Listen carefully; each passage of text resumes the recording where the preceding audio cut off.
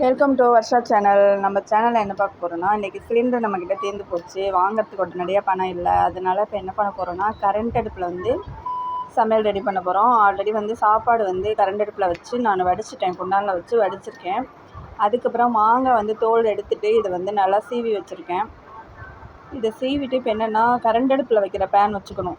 வச்சுட்டு அதை ஹீட் பண்ணி இதில் ஆயில் விட்டு இதில் கடுகு, கருவேப்பிலை, வெங்காயம், வரமிளகா, நிலக்கடலை எல்லாத்தையும் இதில் நல்லா வறுத்துக்கோங்க.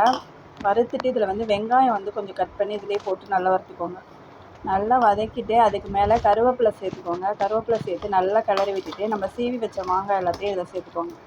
நல்லா சேர்த்து நல்லா கொஞ்சம் கிளறி விட்டுருங்க. மாங்காய் குழக்கலான்னு இருக்கிறதுனால கொஞ்சம் அடி பிடிக்கும், அதனால் அப்பப்போ கிளறி விட்டுருங்க. இதுக்கு மேலே சால்ட் உப்பு போட்டுக்கோங்க தேவையான அளவு.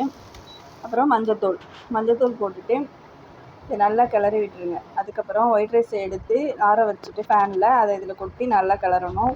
சூட்டோடு கிளறக்கூடாது, ஆற வச்சு தான் கிளறணும். அவ்வளோதான், சூப்பரான டேஸ்டியான மாங்காய் சாதம் ரெடி ஆயிடுச்சு. நீங்களும் ட்ரை பண்ணி பாருங்கள். நம்ம சேனலை ஃபாலோ பண்ணுங்கள், லைக் பண்ணுங்கள், ஷேர் பண்ணுங்கள், சப்ஸ்கிரைப் பண்ணுங்கள். நம்ம சேனலுக்கு சப்போர்ட் பண்ணுங்கள். தேங்க்யூ.